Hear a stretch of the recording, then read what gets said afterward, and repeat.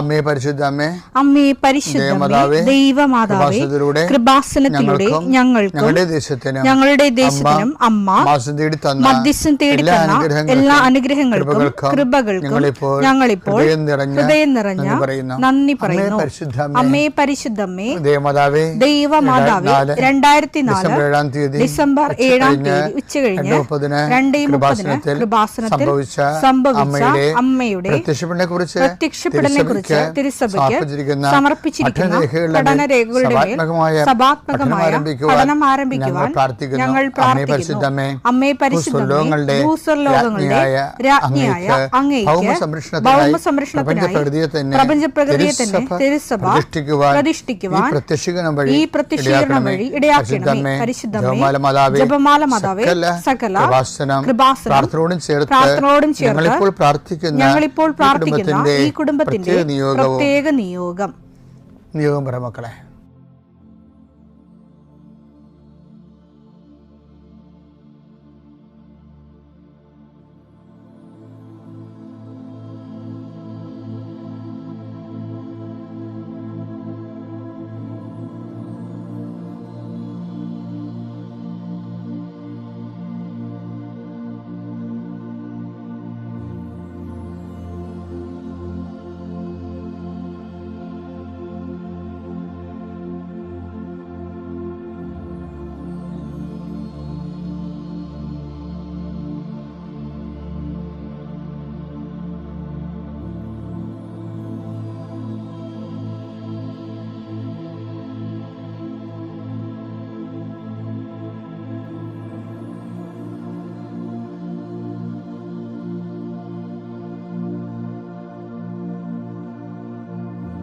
അമ്മയുടെ പ്രത്യക്ഷീകരണത്തിന്റെ ഈ അനുഗ്രഹവേളയിൽ ഞങ്ങൾക്ക് സാധിച്ചു തരുവാൻ കനിയണമേ. ആമേൻ. വിശ്വാസ പ്രമാണം. സർവശക്തനായ പിതാവും ആകാശത്തിന്റെയും ഭൂമിയുടെയും സൃഷ്ടാവുമായ ദൈവത്തിൽ ഞാൻ വിശ്വസിക്കുന്നു. അവിടുത്തെ ഏകപുത്രനും ഞങ്ങളുടെ കർത്താവുമായ ഈശോമിശിഹായിലും ഞാൻ വിശ്വസിക്കുന്നു. ഈ പുത്രൻ പരിശുദ്ധാത്മാവിനാൽ ഗർഭസ്ഥനായി കന്യകാമറിയത്തിൽ നിന്ന് പിറന്ന് പൊന്തിയോസ് പീലാത്തോസിന്റെ കാലത്ത് പീഡകൾ സഹിച്ച് കുരിശിൽ തറയ്ക്കപ്പെട്ട് മരിച്ച് അടക്കപ്പെട്ട് പാതാളങ്ങളിൽ ഇറങ്ങി മരിച്ചവരുടെ ഇടയിൽ നിന്ന് 3-ാം നാൾ ഉയർത്ത് സ്വർഗത്തിലേക്ക് എഴുന്നള്ളി സർവശക്തിയുള്ള പിതാവായ ദൈവത്തിന്റെ വലതുഭാഗത്തിരിക്കുന്നു. അവിടെ നിന്ന് ജീവിക്കുന്നവരെയും മരിച്ചവരെയും വിധിക്കുവാൻ വരുമെന്നും ഞാൻ വിശ്വസിക്കുന്നു. പരിശുദ്ധാത്മാവിലും ഞാൻ വിശ്വസിക്കുന്നു. വിശുദ്ധ കത്തോലിക്കാ സഭയിലും പുണ്യവാന്മാരുടെ ഐക്യത്തിലും പാപങ്ങളുടെ മോചനത്തിലും ശരീരത്തിന്റെ ഉയർപ്പിലും നിത്യമായ ജീവിതത്തിലും ഞാൻ വിശ്വസിക്കുന്നു. ആമേൻ. സുഖസ്ഥനായ ഞങ്ങളുടെ പിതാവേ, അങ്ങയുടെ നാമം പൂജിതമാകണമേ. അങ്ങയുടെ രാജ്യം വരണമേ. അങ്ങയുടെ തിരുമനസ് സ്വർഗത്തിലെ പോലെ ഭൂമിയിലും ആകണമേ. അന്നു വേണ്ടുന്ന ആഹാരം ഇന്ന് ഞങ്ങൾക്ക് തരണമേ. ഞങ്ങളോട് തെറ്റ് ചെയ്യുന്നവരോട് ഞങ്ങൾ ക്ഷമിക്കുന്നത് പോലെ ഞങ്ങളുടെ തെറ്റുകൾ ഞങ്ങളോടും ക്ഷമിക്കണമേ. ഞങ്ങളെ പ്രലോഭനത്തിൽ ഉൾപ്പെടുത്തരുതേ, തിന്മയിൽ ഞങ്ങൾ രക്ഷിക്കണമേ. ആമേൻ. നന്മ നിറഞ്ഞ മറിയമേ, സ്വസ്തി. കർത്താവ് അങ്ങയുടെ കൂടെ സ്ത്രീകളിൽ അങ്ങ് അനുഗ്രഹിക്കപ്പെട്ടവളാകുന്നു.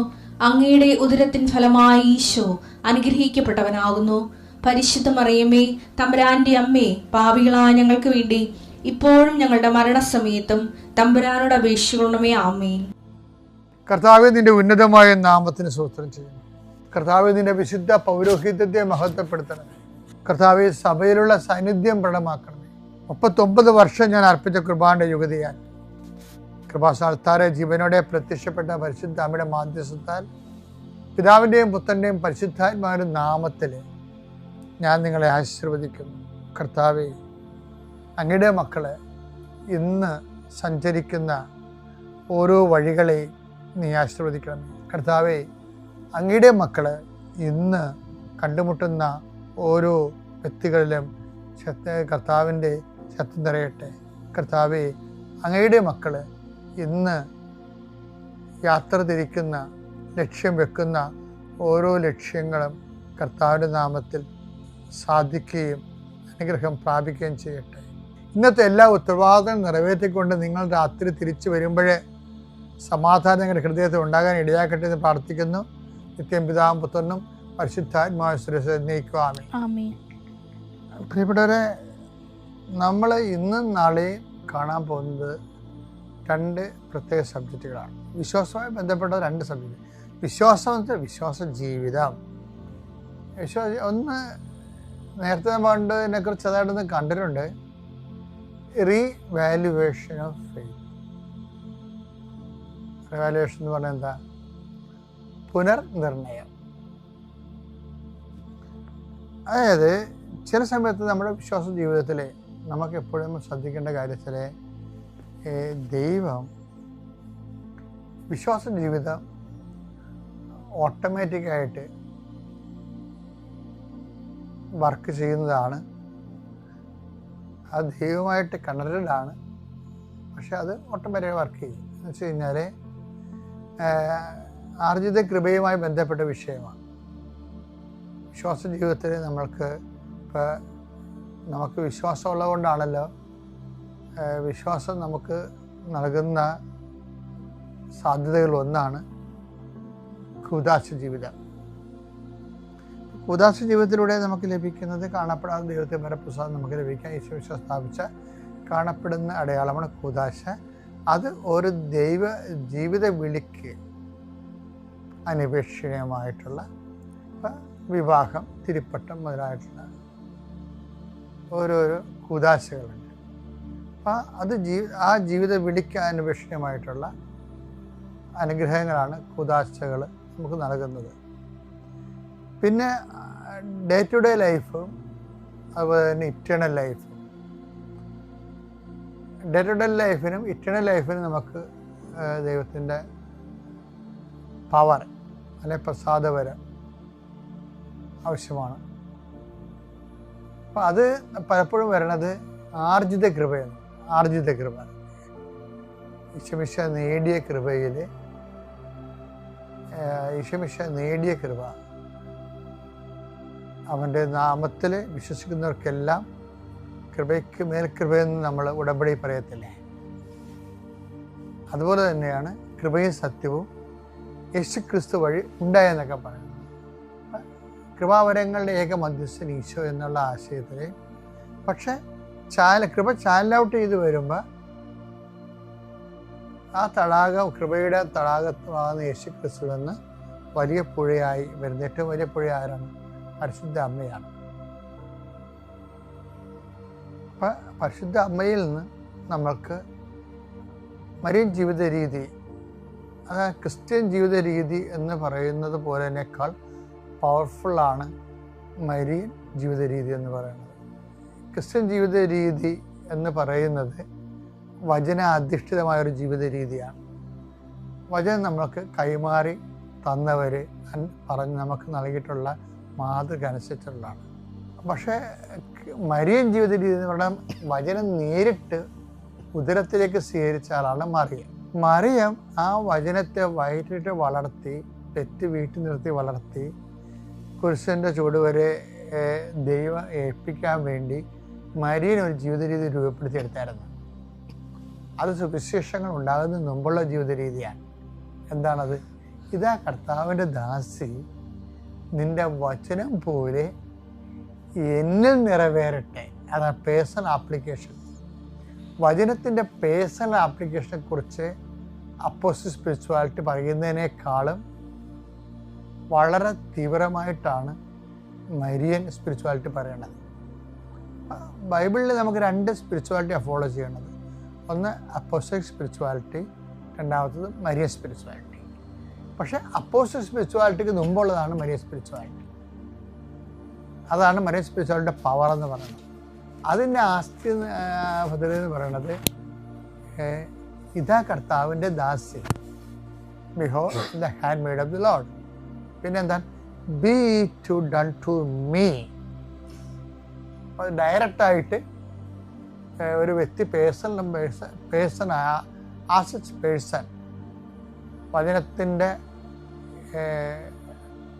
ദൈവത്തിൻ്റെ ദൗത്യം, മിഷൻ, എല്ലാ വചനവും മിഷനാണ് ശരിക്കും പറഞ്ഞത്.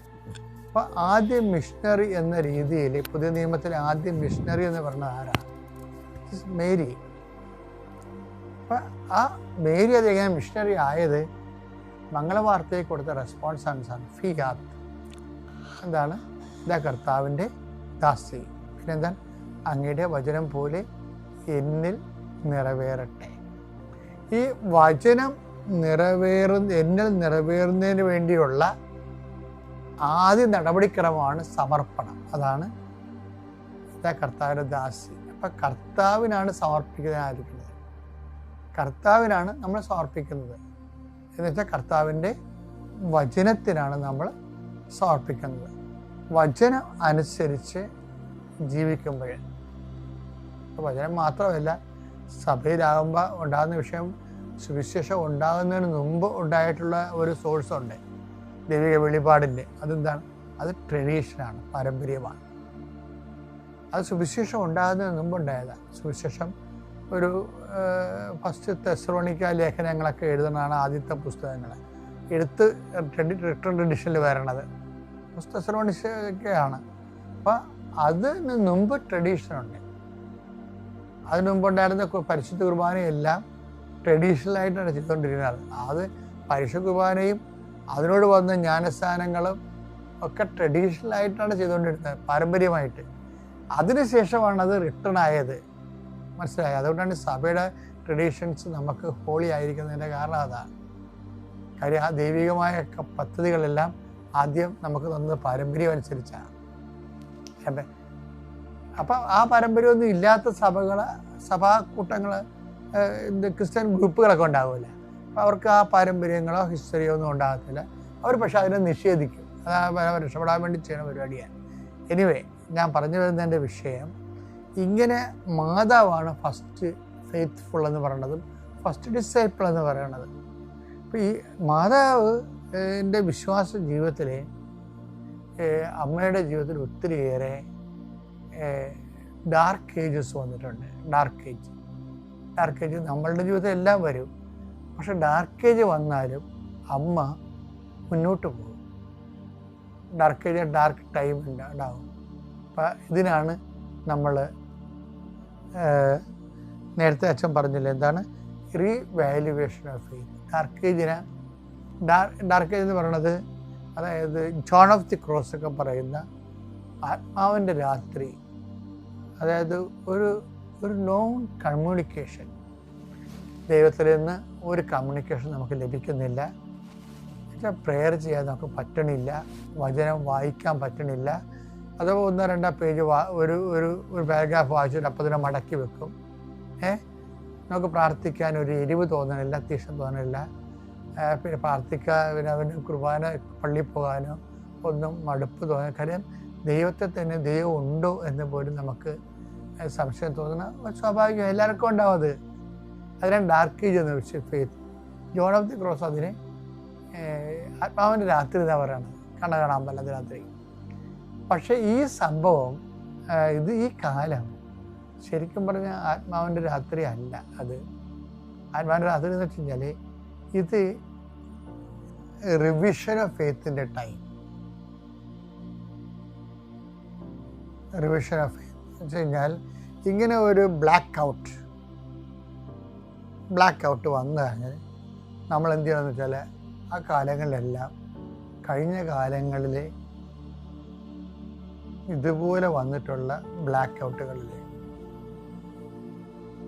എടുത്ത നിലപാടുകളെ ഓർത്ത് നമുക്ക് അനുതാപം ഉണ്ടാകണം. അതുപോലെ തന്നെ ഏറ്റവും കൂടുതൽ വിശ്വാസം, റിവിഷൻ ഓഫ് ഫെയ്ത്ത് എന്ന് പറഞ്ഞാൽ എന്താണെന്നറിയാമോ? അതായത് ഏറ്റവും കൂടുതൽ വിശ്വാസം എൻ്റെ ജീവിതത്തിൻ്റെ ഏത് ഘട്ടങ്ങളിലാണ് ഉണ്ടായത്. അതിനാണ് അത് ആ ദൈവം തന്നെയാണ് ഇപ്പോഴും ജീവിച്ചിരിക്കുന്നത്. അതാണ് അപ്പം ഇല്ലാത്തതിനെ കുറിച്ച് നിങ്ങൾ എന്തിന് ഉത്കണ്ഠാകുലരായിരിക്കുന്നു. 5000 പേരെ തീറ്റിപ്പോറ്റിയ 5 അപ്പത്തെ കുറിച്ച് 7000 പേരെ തീറ്റിപ്പോറ്റിയ 4 അപ്പത്തെക്കുറിച്ചും നിങ്ങൾ ചിന്തിക്കുന്നില്ലേ? അതാ വിഷയം. അത് വെച്ചാൽ ഈ ഇല്ലായ്മ വരുമ്പോൾ, വിശ്വാസം ഇല്ലായ്മ വരുമ്പോൾ, വിശ്വാസം സമൃദ്ധമായ ഒരു ഇന്നലകളെക്കുറിച്ച് നമ്മൾ ചിന്തിക്കണം. എന്നുവെച്ചാൽ ആ ദൈവം തന്നെയാണ് ഇന്നും ഉള്ളതെന്ന വിഷയം. അതാ കൺക്ലൂഷൻ എന്ന് പറയുന്നത്. അതായത് റിവിഷൻ ഓഫ് ഫെയ്ത്തിൻ്റെ കൺക്ലൂഷൻ അതാണ്. മത്തായിയുടെ സുവിശേഷം 16:8 യേശു ഇതറിഞ്ഞ് അവരോട് ചോദിച്ചു, അല്പവിശ്വാസികളെ, എന്ന് അപ്പം ഇല്ലാത്തതിനെ പറ്റി നിങ്ങൾ പരസ്പരം സംസാരിക്കുന്നുവോ? നിങ്ങൾ ഗ്രഹിക്കുന്നില്ലയോ? 16:9 5000 പേരുടെ അഞ്ചപ്പം നിങ്ങൾ ഓർമ്മിക്കുന്നില്ലേ? അതാണ് വിഷയം. ഇപ്പം ഇങ്ങനെ റിവിഷൻ ഓഫ് ഫെയ്ത്തിൽ വരണത്, ഇപ്പോൾ ഒരു ഡാർക്ക് ഏജ് വന്നാൽ, ബ്ലാക്ക് സ്പോട്ട് ഫെയ്ത്തിൽ വന്നാൽ, ദൈവത്തെ ഫീൽ ചെയ്യുന്നില്ലാത്തൊരു കാലഘട്ടം വന്നാൽ, നമ്മൾ എമർജൻസി ആയിട്ട് ചെയ്യേണ്ട ഫസ്റ്റ് സ്റ്റെപ്പ് എന്ന് പറയുന്നത്, ഉടനെ നമ്മൾ കഴിഞ്ഞ കാലത്ത് ദൈവം എന്തും നമ്മൾ ഏറ്റവും ഹെൽപ്പ് ചെയ്ത ടൈമിനെ കുറിച്ച് നമുക്ക് ഓർമ്മ വേണം. അപ്പോൾ അതിൻ്റെ വിഷയം എന്ന് വെച്ച് കഴിഞ്ഞാൽ, ഇപ്പോൾ ഈശോ പറഞ്ഞാൽ ആ 4000 പേരുടെ 7 അപ്പവും നിങ്ങൾ ഓർമ്മിക്കുന്നില്ലേ? അന്ന് എത്ര കുട്ടയാണ് നിങ്ങൾ സ്വീകരിച്ചത്? എന്നുവെച്ചാൽ ആ ദൈവം തന്നെയാണ്, ആ ഈശോ തന്നെയാണ് നിങ്ങൾ ഈ സമയത്ത് നിങ്ങളുടെ കൂടെയുള്ളത്. അത് പറയാൻ കാരണം, ഈ ബൈബിൾ അവസാനിക്കുമ്പോൾ ഈ മത്തായിയുടെ സുവിശേഷം ഇല്ലേ, 28:20 പിതാവിൻ്റെയും പുത്രൻ്റെയും പരിശുദ്ധാത്മാവിൻ്റെ നാമത്തിൽ ജ്ഞാനസ്നാനം നൽകുകയും ഞാൻ നിങ്ങളോട് കൽപ്പിച്ചതെല്ലാം അനുസരിക്കുവാൻ അവരെ പഠിപ്പിക്കുകയും. എന്താ വിഷയം? യുഗാന്ത്യം വരെ ഞാൻ നിങ്ങളുടെ കൂടെ ഉണ്ടാകും, whether you experience me or not. മനസ്സിലായി? അപ്പം നമുക്ക് വിശ്വാസം തോന്നിയാലും ഇല്ലെങ്കിലും അത് യേശുക്രിസ്തുവിന്റെ സാന്നിധ്യത്തെ ബാധിക്കുന്നില്ല. കാലത്തിൻ്റെ അവസാനം വരെ ഞാൻ നിങ്ങളുടെ കൂടെ ഉണ്ടാകും. അപ്പോഴേ ഇപ്പം നമുക്ക് 0 എക്സ്പീരിയൻസ് ആണ്, നമുക്ക് ഫെയ്ത്ത് ബ്ലാക്ക് ഔട്ടാണ്, നമുക്ക് ഇപ്പോഴും ഒരു ഡാർക്ക് ഏജ് ആണ് വരണമെങ്കിലും, നമ്മൾ ഏറ്റവും കൂടുതൽ ദൈവാനുഭവം പ്രാപിച്ച ഒരു കാലമുണ്ട്, ദൈവത്തെ അനുഭവിച്ച കാലം. ചിലപ്പോൾ ആദ്യ കുർബാന ആയിരിക്കാം, ആദ്യ കുർബാന കാലമായിരിക്കാം, അല്ലെങ്കിൽ പരീക്ഷ ജയിച്ച കാലമായിരിക്കാം, അല്ലെങ്കിൽ അപകടം രക്ഷിച്ച കാലമായിരിക്കാം, കുടുംബങ്ങളിൽ നമ്മുടെ പ്രാർത്ഥന സംഖ്യയെ കൊണ്ട് പ്രാർത്ഥിച്ചപ്പോൾ ദൈവം നമ്മളെ കേട്ട കാര്യമായിരിക്കാം. പക്ഷെ ഇപ്പോഴത്തെ സങ്കടം കൊണ്ട് നമ്മളത് മറന്നു പോണതാണ്. ദൈവം ഇല്ലാത്ത കൊണ്ടല്ല, ഇപ്പോഴേ സങ്കടം കയറിയപ്പോൾ നമ്മൾ പഴയ എക്സ്പീരിയൻസ് എല്ലാം മറന്നു പോകുമ്പോൾ കർത്താവ് തരുന്ന മരുന്ന് എന്താണ്? ഓർമ്മിക്കണില്ലേ? 5000 പേരുടെ 5 അപ്പം, 4000 പേരുടെ 7 അപ്പം നിങ്ങൾ ഓർമ്മിക്കുന്നില്ലേ എന്നാണ്. അപ്പം ഓർമ്മിക്കുക, പഴയ കാലങ്ങളെ ദൈവാനുഗ്രഹം ഓർമ്മിപ്പിക്കുക ആണ് ഫെയ്ത്ത് റിവിഷൻ കൊണ്ട് ഉദ്ദേശിക്കുന്നത്. അത് ഈ ആത്മാവിൻ്റെ രാത്രിയിലാണ് നടക്കേണ്ടത്. വിശ്വാസത്തിൻ്റെ ഇരുണ്ട രാത്രി, 0 ഗോഡ് എക്സ്പീരിയൻസിൻ്റെ ടൈമിന് അങ്ങനെ വരാം. അപ്പം തന്നെ എമർജൻസി ആയിട്ട് ഓർക്കുക, മത്തായിയുടെ 28:20 കാലത്തിൻ്റെ അവസാനം വരെ ഈശോ പറഞ്ഞിട്ടുണ്ട്. നമ്മുടെ കാലമായാലും പ്രപഞ്ചത്തിൻ്റെ കാലമായാലും ഗോഡ് ഈസ് പ്രസൻറ്റ്. ഒരിക്കലും ഗോഡ് ആബ്സെൻ്റ് അല്ല. അതുകൊണ്ട് തന്നെ നമ്മുടെ ഒരു ഏറ്റവും എമർജൻസി ആയിട്ടുള്ള ഫസ്റ്റ് എയ്ഡ് എന്ന് പറയുന്നത് പൂർവ്വകാലങ്ങളിൽ ദൈവത്തിൻ്റെ ആ മാനിഫെസ്റ്റേഷൻ റീകോൾ ചെയ്യുക, ദൈവത്തിൻ്റെ അനുഗ്രഹങ്ങളെ ഓർത്തെടുത്തിട്ട് നന്ദി പറയുകയാണ്. അവൻ്റെയും പുത്രൻ്റെയും പരിശുദ്ധാത്മാവിൻ്റെയും നാമത്തിൽ ആമേൻ. പരിശുദ്ധ ദൈവമാതാവിൻ്റെ കരം പിടിച്ച് ദൈവപിതാവിനെ മുഖാഭിമുഖം കാണുവാൻ ഈ ഭൂമിയിലായിരുന്നു കൊണ്ട് മരിയൻ ഉടമ്പടി എടുത്തുകൊണ്ട് കൂടുതൽ വിശ്വസ്തയോടെ തീക്ഷ്ണതയോടെ ഉടമ്പടി നിബന്ധനകൾ പാലിച്ച് മുന്നേറാൻ ഉതകുന്ന ലിവിങ് ഓറക്കിൾസ് ജീവവചസ്സുകൾ എന്ന വലിയ ശുശ്രൂഷയുടെ 28ാമത്തെ എപ്പിസോഡിലേക്ക് എല്ലാവരെയും സ്നേഹപൂർവ്വം സ്വാഗതം ചെയ്യും. ഇന്ന് നമ്മൾ സാക്ഷ്യ വചന വിശകലനത്തിനായി എടുത്തിരിക്കുന്നത് മാളയിൽ നിന്നുള്ള പീറ്റർ എന്നൊരു സഹോദരന്റെ വലിയൊരു സാക്ഷ്യമാണ്. എൻ്റെ പേര് പീറ്റർ. ഞാൻ ഇരിഞ്ഞാലക്കുട രൂപത Puthampelikkara Malavana saint George church ഇടവകയിൽ നിന്ന് വരുന്നു. ഈ സാക്ഷ്യം ഞാൻ എടുക്കാൻ കാരണം ദൈവപിതാവിൻ്റെ വലിയ വെളിപാടിനേക്കാൾ അപ്പുറത്ത് മരിയൻ ഉടമ്പടിയിൽ ഉപയോഗിക്കുന്ന ഏറ്റവും പ്രധാനപ്പെട്ട നേർച്ച വസ്തുക്കളായ മരിയൻ ഉടമ്പടി തൈലത്തിൻ്റെയും ഒപ്പം തന്നെ മരിയൻ ഉടമ്പടിയിൽ തന്നെ നമുക്ക് ലഭിക്കുന്ന ഉപ്പിനെയും അടിസ്ഥാനമാക്കിയുള്ള വലിയൊരു സാക്ഷ്യ വിശകലനത്തിന് വേണ്ടിയിട്ടാണ്. ഈ സഹോദരൻ കൃപാസനത്തിൽ വന്ന് തീർത്ഥാടക ഉടമ്പടി എടുത്തു പോകുന്നത് 2025 ജനുവരി മാസത്തിലാണ്. അതിനു മുമ്പ് തന്നെ കൃപാസനത്തിൽ നടന്ന പരിശുദ്ധ അമ്മയുടെ പ്രത്യക്ഷീകരണത്തിൻ്റെ വലിയ അടയാളങ്ങൾ, ചെറുതും വലുതുമായിട്ടുള്ള ഒത്തിരിയേറെ അടയാളങ്ങൾ ഈ സഹോദരൻ ലഭിച്ചിട്ടുണ്ട്. അത് ഈ കൃപാസനത്തിൽ വന്ന് തീർത്ഥാടക ഉടമ്പടി എടുത്തതിന് ശേഷമുള്ള സാക്ഷ്യത്തിന് ശേഷം അദ്ദേഹം പങ്കുവയ്ക്കുന്നുണ്ട്. അത് ഇപ്രകാരമാണ്. 2020 ലൈറ്റ് ക്യാൻഡിൽ പ്രയറിലൂടെയാണ് എനിക്ക് കിട്ടിയത്. എൻ്റെ ഒരു സുഹൃത്ത്, ഒരു മുസ്ലിം സഹോദരനാണ്, ഒരു പയ്യനായിരുന്നു, അവനായിരുന്നു മാർക്കറ്റിങ്ങിൽ. അവൻ ഒരു ചൈനീസ് കമ്പനിയുടെ വലിയൊരു ബിസിനസ് കൊണ്ടുവന്നു. അവർ കറക്റ്റ് പേയ്മെൻറ്റൊക്കെ നടത്തിക്കൊണ്ടിരുന്നു. പെട്ടെന്നൊരു 1.5 കോടി ഇന്ത്യൻ രൂപയോളം കിട്ടാനുള്ള സമയത്ത് ആ കമ്പനിയിൽ എന്തൊക്കെ ഇഷ്യൂ ഉണ്ടായി. അപ്പോൾ ഇവൻ പൈസ കിട്ടേണ്ട സമയമായപ്പോൾ മെസ്സേജ് അയച്ചു, മറുപടിയില്ല. വാട്സപ്പ് അയച്ചു, മറുപടിയില്ല. ഇമെയിൽ അയച്ചു, മറുപടിയില്ല. ഫോൺ ചെയ്തു, അവരെടുക്കുന്നില്ല. അങ്ങനെ ഇവനാകെ പ്രശ്നത്തിലായി. 1.25 കോടി രൂപയോളം കിട്ടാനുണ്ട്. ഇവനാണെങ്കിൽ ഒരു പയ്യനാണ്. അപ്പോൾ അവൻ എന്നോട് പറഞ്ഞു, സാറേ ഞാൻ കുടുങ്ങിയെന്ന് വന്നെ, ആകെ പ്രശ്നത്തിലാണ് എന്ന് പറഞ്ഞു. ഞാൻ അവനോട് പറഞ്ഞില്ല ഇങ്ങനെ നമുക്കൊരു പ്രയർ, കാരണം അവർക്കത് എന്തോത്തോളം മനസ്സിലാവുമെന്നറിയില്ല. ഞാൻ അപ്പം തുടങ്ങി വെബ്സൈറ്റിൽ കയറി ലൈറ്റ് ക്യാൻഡിൽ പ്രയറിട്ട് ഈ പ്രശ്നത്തിൽ നിന്ന് മാതാവ് ഇടപെട്ട് ഞങ്ങളെ രക്ഷിക്കണമെന്ന്, ഞങ്ങളുടെ കമ്പനിക്ക് നിലനിൽപ്പ് തരണമെന്നും പറഞ്ഞ് പ്രാർത്ഥിച്ചുകൊണ്ടിരുന്നു. അപ്പോൾ ആ സാക്ഷ്യത്തിൽ പറയുന്ന പ്രകാരമാണ്, ലൈറ്റ് ക്യാൻഡിൽ പ്രയറിട്ട് പ്രാർത്ഥിച്ചപ്പോൾ ഉടനടി വലിയൊരു ദൈവിക ഇടപെടൽ ഈ കമ്പനിയുടെ ഭാഗത്തു നിന്ന് ഉണ്ടാവുകയാണ്. അത് ഇപ്രകാരമാണ്.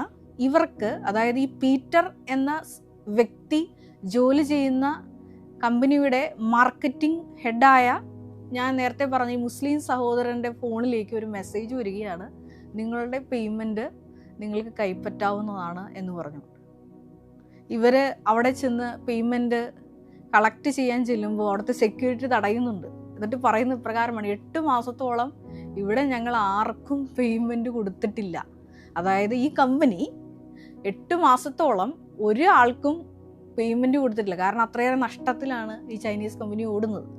പക്ഷേ ലൈറ്റ് ക്യാൻഡിൽ പ്രയർ ഇട്ടു എന്നുള്ള ഒറ്റ കാരണത്താൽ ഇവരുടെ കമ്പനിക്ക് കിട്ടേണ്ട 1.25 കോടി രൂപയുടെ ആ വലിയ ചെക്ക് 5 തവണയായിട്ട് നിങ്ങൾക്ക് കൈപ്പറ്റാവുന്ന രീതിയിൽ കളക്ട് ചെയ്തുകൊണ്ടാണ് ഈ സഹോദരൻ പോകുന്നത്. അതിനേക്കാൾ അപ്പുറത്ത് കൃപാസനത്തിലെ പരിശുദ്ധ അമ്മയുടെ പ്രത്യക്ഷീകരണത്തോടനുബന്ധിച്ച് കിട്ടിയ ലൈറ്റ് ക്യാൻഡിൽ പ്രയറിലൂടെ നടന്ന വലിയൊരു ദൈവിക ഇടപെടൽ.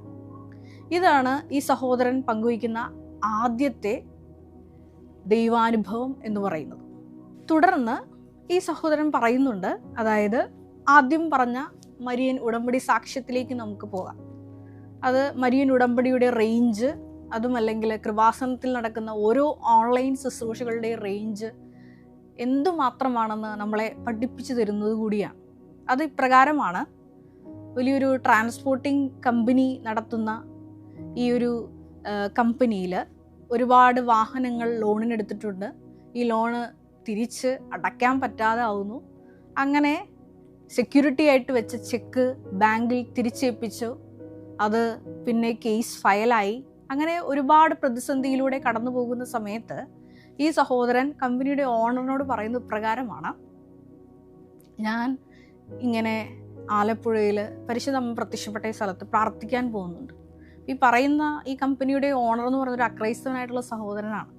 ഇദ്ദേഹം മരിയൻ ഉടമ്പടി എടുത്ത് തിരിച്ചു വരുമ്പോൾ ഈ കമ്പനിയുടെ ഓണർ ചോദിക്കുന്നുണ്ട്, ഞാൻ ചെന്നപ്പോൾ ആദ്യം എന്നോട് ചോദിച്ചു, നീ എന്തായി പ്രാർത്ഥിച്ചോ എന്ന് ചോദിച്ചു. ഞാൻ പറഞ്ഞു പ്രാർത്ഥിച്ചു, എന്ത് പറയണമെന്ന് പറഞ്ഞു. ഞാൻ പറഞ്ഞു ഒന്നും സംഭവിക്കില്ല സാറേ, ധൈര്യമായിട്ട് ഇരുന്നോളാം ഞാൻ പറഞ്ഞു. അത് വലിയൊരു വിശ്വാസ പ്രഖ്യാപനമാണ്. റോമ 10:9 അനുസരിച്ചുകൊണ്ട് യേശു കർത്താവാണെന്ന് അധരം കൊണ്ട് ഏറ്റുപറഞ്ഞ് ഹൃദയത്തിൽ വിശ്വസിച്ചുകൊണ്ട് ഏറ്റുപറയുന്ന വലിയൊരു വിശ്വാസ നടപടി. ഇങ്ങനെ ഇദ്ദേഹം മരിയൻ ഉടമ്പടിയുടെ ബലത്തിൽ ഇങ്ങനെ കമ്പനിയുടെ കാര്യം മാതാവ് നോക്കിക്കൊള്ളും എന്ന് പറഞ്ഞു. തുടർന്ന് നടക്കുന്ന വലിയൊരു സംഭവമുണ്ട്. കമ്പനിയുടെ ഈ അറബികളുടെ ഒരു കമ്പനിയുമായിട്ടാണ് ഇവരുടെ ഈ ട്രാൻസ്പോർട്ടിംഗ് മേഖലയിലുള്ള ഡീലിങ്സ് നടക്കുന്നത്. അവരുമായിട്ട് ചർച്ചയ്ക്ക് വിളിക്കുന്നു. ചർച്ച എങ്ങും എത്തുന്നില്ല. പക്ഷേ ഈ മകൻ ഒരു കാര്യം ചെയ്യുന്നുണ്ട്. ഈ പീറ്റർ എന്ന സഹോദരൻ, മരിയൻ ഉടമ്പടി എടുത്ത സഹോദരൻ ചെയ്യുന്നത് ഇപ്രകാരമാണ്. കൃപാസനത്തിലെ മരിയൻ ഉടമ്പടി ഉപ്പ് ആ സ്ഥലത്ത് ഇട്ടുകൊണ്ട് ആ വിഷയം ദൈവത്തിന് ഭരമേൽപ്പിക്കുന്നു. തുടർന്ന് നടക്കുന്നത് അത്ഭുതകരമായിട്ടുള്ളൊരു ദൈവിക ഇടപെടലാണ്. കുറച്ച് ദിവസങ്ങൾക്ക് ശേഷം ഈ കമ്പനിയുടെ ഓണർ ഒരു ബ്രാഞ്ചിലെ മാനേജറുമായിട്ട് സംസാരിക്കുന്നു. ഈ വിഷയം തീർപ്പാക്കാൻ അദ്ദേഹം സഹായിക്കാമെന്ന് ഉറപ്പ് കൊടുക്കുന്നു. 67 ലക്ഷത്തോളം രൂപ കമ്പനിക്ക് അധിക ബാധ്യത വന്ന് തുടർന്ന് ഈ ലോൺ അടച്ചു തീരുന്ന പക്ഷം കിട്ടുന്ന ആ തുക 1 ദിർഹം പോലും ഫൈൻ അടയ്ക്കാതെ, അതായത് ഈ 67 ലക്ഷം രൂപ അടയ്ക്കാതെ തന്നെ കമ്പനിക്ക് ആ കേസിൽ നിന്ന് വിടുതൽ കിട്ടി എന്നാണ് ഈ സഹോദരൻ അത്ഭുതകരമായിട്ടുള്ള സാക്ഷ്യം പങ്കുവയ്ക്കുന്നത്. ഈ ഒരു സാക്ഷ്യം കേട്ടപ്പോൾ എൻ്റെ മനസ്സിലോട്ട് ഓടി വന്നൊരു വചനം ഇപ്രകാരമാണ്. അതായത് അവിടുന്ന് എൻ്റെ കൊമ്പ് കാട്ടുപോത്തിൻ്റെ കൊമ്പ് പോലെ ഉയർത്തി അവിടുന്ന് എൻ്റെ മേൽ ഒരു പുതിയ തൈലം ഒഴിച്ചു. അതുകൊണ്ട് തന്നെ ശത്രുക്കളുടെ വിജയം ഞാൻ എൻ്റെ കണ്ണുകൾ കൊണ്ട് ദർശിക്കും എന്നുള്ളൊരു വചനം. നിങ്ങൾക്ക് എല്ലാവർക്കും പരിചയമായിട്ടുള്ള വചനമാണത്. ഞാൻ പറയാൻ ഉദ്ദേശിക്കുന്നത് പക്ഷേ ആ വചനമല്ല. 89-ാം സങ്കീർത്തനത്തിൽ 11-ാം തിരുവചനത്തിൽ നമ്മൾ ഇപ്രകാരം വായിക്കുന്നുണ്ട്: ആകാശം അങ്ങയുടേതാണ്, ഭൂമിയും അങ്ങയുടേത് തന്നെ.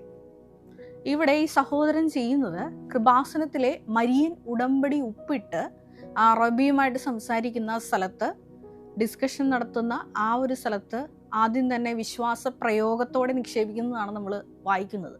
അത് സംഖ്യ 18-19 തിരുവചനമാണ്. ഇസ്രായേൽ ജനം കർത്താവിന് നിരാജനമായിട്ട് സമർപ്പിക്കുന്ന കാഴ്ചകളെല്ലാം അവിടുത്തെ പുത്രന്മാർക്കും പുത്രിമാർക്കും, അതായത് ലേവ്യ പുത്രന്മാർക്കും പുത്രിമാർക്കും ശാശ്വത അവകാശമായിട്ട് ഞാൻ നൽകിയിരിക്കുന്നു എന്ന് പറയുന്ന സംഖ്യ 18-19 തിരുവചനം. അതിൻ്റെ കാരണം എന്താണ്? അത് ദൈവം അവരോട് ചെയ്തിരിക്കുന്ന ലവണ ഉടമ്പടിയാണെന്നാണ് തിരുവചനത്തിൽ നമ്മൾ വായിക്കുന്നത്. കാരണം ലേവ്യ പുരോഹിതരെ സംബന്ധിച്ചിടത്തോളം അവർക്ക് ഭൂമി അവകാശമായിട്ട് ലഭിക്കുകയില്ല. കാരണം ദൈവം തന്നെയാണ് അവരുടെ അവകാശവും ഓഹരിയും. ഇതിനു മുമ്പത്തെ ലിവിങ് ഓറക്കിൾസ് എപ്പിസോഡിൽ ഞാൻ ഈ വിഷയം ഈ ഒരു പശ്ചാത്തലത്തിൽ വിവരിച്ചിട്ടുള്ളതാണ്. ഇവിടുത്തെ ആംഗിൾ വേറെയാണ്. അതായത് ഈ ഒരു പർട്ടിക്കുലർ സ്ഥലം, അതായത് ഈ ഡിസ്കഷൻ നടക്കുന്ന സ്ഥലം ദൈവപിതാവിനെ ഭരമേൽപ്പിക്കുന്നതിൻ്റെ ഭാഗമായിട്ടാണ് നമ്മൾ ഓരോരോ സ്ഥലങ്ങളിൽ ഓരോരോ വിഷയങ്ങൾ വരുമ്പോൾ മരിയൻ ഉടമ്പടി വിശ്വാസ പ്രയോഗത്തോടെ ഉപയോഗിക്കുന്നു. ഇവിടെ ഈ സഹോദരൻ ഇതുപോലെ മരിയൻ ഉടമ്പടി ഉപ്പിട്ട് പ്രാർത്ഥിച്ചപ്പോൾ നടന്ന വലിയ ദൈവിക ഇടപെടലാണ് നമ്മൾ തൊട്ട് മുമ്പ് കേട്ടത്. ഇതിലൂടെ വചനം നമ്മളോട് പറയുന്ന ഇപ്രകാരമാണ്: ഇത് ദൈവമായ കർത്താവ് ലേവ്യ കുടുംബത്തോട്, പുരോഹിതരോട്, അഹറോന്റെ ഭവനത്തോട് ചെയ്തിരിക്കുന്ന അലംഘനീയമായ ലവണ ഉടമ്പടിയാണ് എന്നാണ്. ഈ ഒരു ബോധ്യം നമുക്ക് കിട്ടിയാൽ മാത്രമുള്ളൂ കൃപാസനത്തിലെ ഏറ്റവും പ്രധാനപ്പെട്ട മരിയൻ ഉടമ്പടിയുടെ നേർച്ച വസ്തുക്കളിൽ ഒന്നായ ഉപ്പ് വിശ്വാസ പ്രയോഗത്തോടെ ഇതിൻ്റെ ശക്തി അറിഞ്ഞുകൊണ്ട് നമുക്ക് ഉപയോഗിക്കാൻ പറ്റുകയുള്ളൂ. കാരണം ഈ മരിയൻ ഉടമ്പടി ഉപ്പ് വിശ്വാസ പ്രമാണം ചൊല്ലി നിങ്ങളൊരു സ്ഥലത്ത് നിക്ഷേപിക്കുമ്പോൾ ആ സ്ഥലം, ആ വ്യക്തികൾ, അതിൻ്റെ പരിധിയിൽ വരുന്ന വിഷയങ്ങൾ എല്ലാം നിങ്ങൾ യേശുവിൻ്റെ ഉടമസ്ഥതയ്ക്ക് ഭരമേൽപ്പിക്കുകയാണ്. തുടർന്ന് 89-ാം സങ്കീർത്തനം 17-ാം തിരുവചനത്തിൽ ഇപ്രകാരം വായിക്കുന്നുണ്ട്: അങ്ങയുടെ പ്രസാദം കൊണ്ടാണ് ഞങ്ങളുടെ കൊമ്പ് ഉയർന്നു നിൽക്കുന്നത് എന്ന്. ദൈവത്തിൻ്റെ കൃപ നമ്മിൽ പ്രവർത്തിച്ചിട്ടാണ് തക്ക സമയത്ത് മറ്റുള്ളവരുടെ മുമ്പിൽ ദൈവം നമ്മളെ ഉയർത്തി നിർത്തുന്നത്. അതാണ് ഈ ഒരു വചനത്തിൻ്റെ അർത്ഥം. 89-ാം സങ്കീർത്തനം 17-ാം തിരുവചനം. ഇങ്ങനെ ദൈവം ഉയർത്തി നിൽക്കുമ്പോൾ ആ വ്യക്തിയുടെ ജീവിതത്തിൽ പ്രകടമായിട്ടുള്ള അടയാളങ്ങൾ ഉണ്ടാകും എന്നാണ് തുടർന്നുള്ള വചനത്തിൽ നമ്മൾ വായിക്കുന്നത്. കാരണം കർത്താവിൻ്റെ ഭുജം അവരുടെ കൂടെ ഉണ്ടായിരിക്കും. 89-ാം സങ്കീർത്തനം 21-ാം തിരുവചനം. കർത്താവിൻ്റെ കൈ അവൻ്റെ കൂടെ ഉള്ളതുകൊണ്ട് അവൻ ഒരിക്കലും പരാജയം നേരിടുകയില്ല. തുടർന്ന് നമ്മൾ ഈ ഒരു വചനത്തിൻ്റെ തൊട്ട് മുമ്പ് വായിക്കുന്ന പ്രകാരമാണ് 89-20 സങ്കീർത്തനം. ഞാൻ എൻ്റെ ദാസനായ ദാവീദിനെ കണ്ടെത്തി വിശുദ്ധ തൈലം കൊണ്ട് ഞാൻ അവനെ അഭിഷേകം ചെയ്തു. ഇങ്ങനെ വിശുദ്ധ തൈലം കൊണ്ട് നമ്മളെ അഭിഷേകം ചെയ്യുമ്പോൾ സംഭവിക്കുന്നത് എന്താണ്? കൃപാസനത്തിൽ നിന്ന് നിങ്ങൾക്ക് തരുന്ന, നമ്മളെല്ലാവരും മരിയൻ ഉടമ്പടി എടുത്തിരിക്കുന്നവർ ഉടമ്പടി പുതുക്കാനും ഒപ്പം തന്നെ പല പല സമയങ്ങളിൽ വിശ്വാസ പ്രയോഗത്തിനായി ഉപയോഗിക്കുന്ന ഈ മരിയൻ ഉടമ്പടി തൈലം ഓരോ തവണയും നമ്മുടെ നെറ്റിയിൽ, അതുമല്ലെങ്കിൽ രോഗാതുരമായിട്ടുള്ള ഭാഗങ്ങളിൽ പ്രയോഗിക്കുമ്പോൾ സംഭവിക്കുന്നത് എന്താണ്? അതാണ് വചനം പറയുന്നത്. 89:21, എൻ്റെ കൈ എന്നും അവനോടൊത്തുണ്ടായിരിക്കും, എൻ്റെ ഭുജം അവന് ശക്തി നൽകും. തുടർന്ന് പറയുന്നു വചനത്തിൽ 22-ാം വാക്യത്തിൽ, ശത്രു അവനെ തോൽപ്പിക്കുകയില്ല. ഈ മരിയൻ ഉടമ്പടി ഉപ്പാണെന്നുണ്ടെങ്കിലും മരിയൻ ഉടമ്പടി തൈലമാണെന്നുണ്ടെങ്കിലും ഇത് ഉപയോഗിക്കുമ്പോൾ നമ്മുടെ ജീവിതത്തിൽ സംഭവിക്കുന്നത് ഇപ്രകാരം തന്നെയാണ്. കർത്താവിൻ്റെ ഭുജം അവൻ്റെ കൂടെ ഉണ്ടായിരിക്കും, അവൻ ഒരിക്കലും പരാജയം നേരിടുകയില്ല. വീണ്ടും വചനത്തിൽ നമ്മൾ വായിക്കുന്നത് ഇപ്രകാരമാണ്. 89-ാം സങ്കീർത്തനം 24-ാം തിരുവചനം, എൻ്റെ വിശ്വസ്തതയും കാരുണ്യവും അവനോട് കൂടെ എന്നും ഉണ്ടായിരിക്കും, അവൻ എൻ്റെ നാമത്തിൽ ശിരസുയർത്തി നിൽക്കും, ഞാൻ അവൻ്റെ അധികാരം സമുദ്രത്തിൻ്റെ മേൽ ഉറപ്പിക്കും. അവസാനമായിട്ട് 89:28, എൻ്റെ കരുണ എപ്പോഴും അവൻ്റെ മേൽ ഉണ്ടായിരിക്കും, അവനോടുള്ള എൻ്റെ ഉടമ്പടി അചഞ്ചലമായിരിക്കും. ഓരോ പ്രഭാതത്തിലും നമ്മൾ ഭവനം വിട്ട് ഇറങ്ങുമ്പോൾ തീർച്ചയായിട്ടും നിങ്ങൾ ചെയ്യേണ്ട ഒരു കാര്യം, ഒന്ന്, ഈ മരിയൻ ഉടമ്പടി തൈലം, അത് സ്കൂളിൽ പഠിക്കാൻ പോകുന്ന കുഞ്ഞുങ്ങളായിരിക്കാം, അതുമല്ലെങ്കിൽ ഉടമ്പടി എടുത്ത ഒരു ഭാര്യയാണെന്നുണ്ടെങ്കിൽ ഭർത്താവ് ജോലിക്ക് പോകുന്നതായിരിക്കാം, അതുമല്ലെങ്കിൽ ഭർത്താവായിരിക്കും ഉടമ്പടി ചിലപ്പോൾ ഭവനത്തിലെടുത്തിരിക്കുന്നത്, ഭാര്യ പുറത്തോട്ട് പോകുന്ന സമയമായിരിക്കാം. അപ്പോൾ തീർച്ചയായിട്ടും ഉടമ്പടി എടുത്തിരിക്കുന്ന ആൾക്ക് മറ്റു വ്യക്തികൾക്ക് വിശ്വാസ പ്രമാണം ചൊല്ലി ഈ മരിയൻ ഉടമ്പടി തൈലം ലേപനം ചെയ്ത് കൊടുക്കാവുന്നതാണ്. ഇങ്ങനെ ലേപനം ചെയ്ത് കൊടുക്കുമ്പോൾ എന്താണ് സംഭവിക്കുന്നത് എന്നാണ് ഈ 89-ാം സങ്കീർത്തനത്തിൽ നമ്മൾ വായിച്ചു കേട്ടത്. അതായത് 89:21, എൻ്റെ കൈ, ദൈവത്തിൻ്റെ കൈ അവനോട് കൂടെ ഉണ്ടായിരിക്കും, ഒരിക്കലും അവൻ പരാജയം നേരിടുകയില്ല. അതുതന്നെയാണ് സംഖ്യാപുസ്തകത്തിൽ നമ്മൾ വായിക്കുന്നത്. 10-ാം അധ്യായം 35-ാം തിരുവചനം, പേടകം പുറപ്പെട്ടപ്പോഴെല്ലാം മോശ ഇപ്രകാരം പ്രാർത്ഥിച്ചു, കർത്താവേ ഉണരണമേ, അങ്ങയുടെ ശത്രുക്കൾ ചിതറിപ്പോകട്ടെ. ഈ ഒരു പ്രാർത്ഥനയാണ് മരിയൻ ഉടമ്പടി എടുത്ത ഓരോ വ്യക്തികളും തങ്ങളുടെ നെറ്റിയിൽ ഈ ഒരു ഉടമ്പടി തൈലം ലേപനം ചെയ്ത് വിശ്വാസ പ്രയോഗം നടത്തുമ്പോൾ, അതുപോലെ മറ്റുള്ള വ്യക്തികൾക്ക് ലേപനം ചെയ്യുമ്പോൾ നടത്തേണ്ടത്. കർത്താവിൻ്റെ കൈ അവിടെ പ്രവർത്തിക്കണം, ഈശോയുടെ കൈ അവിടെ പ്രവർത്തിക്കണം. പരിശുദ്ധമ്മയുടെ പ്രത്യേക മധ്യസ്ഥം വഴി അവരെ മരിയൻ പ്രത്യക്ഷീകരണ സാക്ഷികളാക്കി എത്രയും വേഗം അൾത്താരയിൽ ഉയർത്തണം. ആ ഒരു ചിന്തയോട് കൂടിയിട്ട് വേണം ഈ ഓരോ നേർച്ച വസ്തുക്കളും നിങ്ങൾ ഉപയോഗിക്കാൻ. അതിനു വേണ്ടിയിട്ടാണ് ഇത്ര ആഴത്തിൽ ഓരോരോ വചനങ്ങളെ ഞാൻ ഇഴകീറിക്കൊണ്ട് നിങ്ങളോട് പങ്കുവെച്ചത്. ഞാൻ നിങ്ങളോട് പറഞ്ഞത്, ഒന്ന് സംഖ്യ 18:19, അതായത് ഇസ്രായേൽ ജനം കർത്താവിന് സമർപ്പിക്കുന്ന കാഴ്ചകളെല്ലാം പുരോഹിതന്മാർക്കുള്ളതാണ്. കർത്താവ് തന്നെയാണ് അവരുടെ ഓഹരി. ഈ കാഴ്ചകൾ എന്തുകൊണ്ടാണ് പുരോഹിതർക്ക് കൊടുക്കുന്നത്, അവരുടെ പുത്രന്മാർക്ക് കൊടുക്കുന്നത്? അത് അവരുമായിട്ടുള്ള ദൈവത്തിൻ്റെ ലവണ ഉടമ്പടിയാണ്, ഉപ്പിൻ്റെ ഉടമ്പടിയാണ്, എന്നും നിലനിൽക്കുന്ന ഉടമ്പടിയാണ്. അപ്പോൾ ഈ മരിയൻ ഉടമ്പടി ഉപ്പ് ഉപയോഗിക്കുമ്പോൾ നിങ്ങൾക്ക് ഈ ഒരു ചിന്ത വേണം, കർത്താവാണ് എൻ്റെ അവകാശവും ഓഹരിയും. വീണ്ടും നമ്മൾ കണ്ടത് 89-ാം സങ്കീർത്തനത്തിലൂടെ 21-ാം തിരുവചനത്തിലൂടെ നമ്മൾ കാണുകയായിരുന്നു. ഉടമ്പടി തൈലം കൊണ്ട് നമ്മുടെ നെറ്റിയിൽ അല്ലെങ്കിൽ മറ്റുള്ളവർക്ക് അഭിഷേകം ചെയ്യുമ്പോൾ സംഭവിക്കുന്നത് എന്താണ്? കർത്താവിൻ്റെ കരം അവിടെ പ്രവർത്തിക്കും, ശത്രുവിൻ്റെ പതനം നമ്മൾ കാണും. വീണ്ടും നമ്മൾ കണ്ടു സംഖ്യ 10:35, പേടകം പുറപ്പെട്ടപ്പോഴെല്ലാം മോശ പ്രാർത്ഥിച്ചു, കർത്താവെ ഉണരണമേ, അങ്ങയുടെ ശത്രുക്കൾ ചിതറിപ്പോകട്ടെ. നമ്മൾ ഈ പീറ്റർ എന്ന മകൻ്റെ സാക്ഷ്യത്തിലൂടെ ഞാൻ നിങ്ങളോട് പറയാൻ ഉദ്ദേശിച്ചത് പ്രകാരമാണ്. അതായത് ഒരു ലെബനോൻ കമ്പനിയിൽ വിദേശത്ത് ജോലി ചെയ്യുന്ന ഒരു ഫിനാൻഷ്യൽ മാനേജറായ മാളയിൽ നിന്നുള്ള പീറ്റർ എന്ന സഹോദരനെ മരിയൻ ഉടമ്പടി എപ്രകാരമാണ് ഉയർത്തി നിർത്തിയത്. അതായത് അവിടെ നിന്ന് എൻ്റെ കൊമ്പ് കാട്ടുപോത്തിൻ്റെ കൊമ്പ് പോലെ ഉയർത്തി. എന്തുകൊണ്ടാണ് അത് ഉയർത്തിയത്? അതാണ് നമ്മൾ കണ്ടത്. 89-ാം സങ്കീർത്തനം 17-ാം തിരുവചനം, അങ്ങയുടെ പ്രസാദം കൊണ്ടാണ് ഞങ്ങളുടെ കൊമ്പ് ഉയർന്നു നിൽക്കുന്നത്. അപ്പോൾ ഒരു ദാസിയുടെ മനോഭാവം സ്വീകരിച്ച് ഒരു എളിമയുടെ തലത്തിലോട്ട് നമ്മൾ ഉയർന്ന് മരിയൻ ഉടമ്പടി നിബന്ധനകൾ വിശ്വസ്താപൂർവം നമ്മളെ തന്നെ എളിമപ്പെടുത്തി ചെയ്യുമ്പോഴാണ് ഈ കൊമ്പ് ദൈവം ഉയർത്തി നിർത്തുന്നത്. അപ്പോഴാണ് നമ്മളെ സാക്ഷ്യപീഠത്തിലേക്ക് ദൈവപിതാവ് ഉയർത്തുന്നത്. ഒരു നിമിഷം നമുക്ക് കണ്ണുകൾ അടയ്ക്കാം. മരിയൻ ഉടമ്പടി എടുത്തു പോയിട്ടുള്ള ഓരോ മക്കളെയും പ്രത്യേകമായിട്ട് ഈ അൾത്താരയിൽ സമർപ്പിച്ച് പ്രാർത്ഥിക്കാം. വലിയൊരു ദൈവപിതാവിൻ്റെ പദ്ധതിയിൽ നമ്മളെ പങ്കുകാരാക്കിയതിന് നമുക്ക് ഒരു നിമിഷം ദൈവപിതാവിനെ മനസ്സിൽ കണ്ടുകൊണ്ട് നന്ദി പറയാം. 2 തവണയാണ് ഞാൻ ദൈവപിതാവിൻ്റെ ദർശനത്തിൽ കണ്ടിട്ടുള്ളത്. ഒന്ന് ഒരു റാലിക്ക് മുന്നോടിയായി 2013-14 കാലഘട്ടത്തിലും, 2 2023 കാലഘട്ടങ്ങളിലും. ഈ 2 കാലഘട്ടങ്ങളിലും 2024 കാലഘട്ടത്തിലും ഈ 2 സമയവും എനിക്ക് കിട്ടിയ വലിയൊരു ബോധ്യം എന്നുള്ളത് ദൈവപിതാവിനെ പ്രത്യേകമായിട്ട് സ്നേഹിക്കണം എന്നുള്ളതാണ്.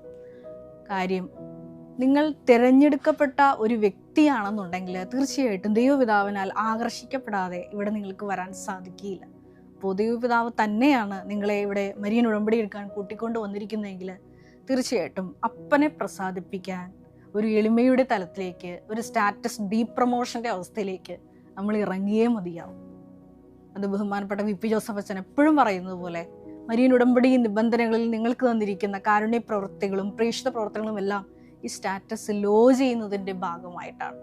ഈശോയെ, ഞങ്ങൾ പ്രത്യേകമായിട്ട് പ്രാർത്ഥിക്കുന്നു, ഈ മരിയൻ ഉടമ്പടി നിബന്ധനകൾ വിശ്വസ്താപൂർവം പാലിച്ച് അങ്ങയുടെ പ്രസാദം ഞങ്ങളിൽ നിറഞ്ഞ് ഞങ്ങളുടെ കൊമ്പ് തക്ക സമയത്ത് ഉയർത്തുവാൻ പ്രത്യേകമായിട്ട് ഈ ശുശ്രൂഷയിലൂടെ ഞങ്ങൾക്ക് അധിക കൃപ നൽകണമേ എന്ന് പ്രാർത്ഥിക്കുന്നു. കർത്താവായ ക്രിസ്തു വഴി ഞങ്ങൾ സമർപ്പിക്കുന്ന പ്രാർത്ഥന കേട്ടുകൊള്ളണമേ. Ave Maria. മാതാവ് പ്രത്യക്ഷപ്പെട്ട ഈ പുണ്യസ്ഥലത്ത് എനിക്കും എൻ്റെ കുടുംബത്തിനും അമ്മ മാതാവിൻ്റെ പ്രത്യക്ഷീകരണത്തിൻ്റെ സാക്ഷിയാകാൻ സാധിച്ചതിൽ ഞാൻ കോടാനുകോടി നന്ദി പറയുന്നു. എൻ്റെ പേര് ജിഷ സജി, ഇതെൻ്റെ ഹസ്ബൻഡ് സജി വർഗീസ്, അമ്മ ആനി വർഗീസ്, മക്കൾ ജുവൽ സജി, ജന്ന സജി. എനിക്കൊരു മകൻ കൂടി ഉണ്ട്, ജെറിക് സജി. അവന് വരാൻ പറ്റിയില്ല. ഞാൻ ഉടമ്പടി എടുത്തത് 2023 ഫെബ്രുവരിയിലാണ് ഉടമ്പടി എടുത്തത്. ഉടമ്പടി എടുക്കാനുള്ള കാരണം OET പാസ്സാവാൻ വേണ്ടിയായിരുന്നു.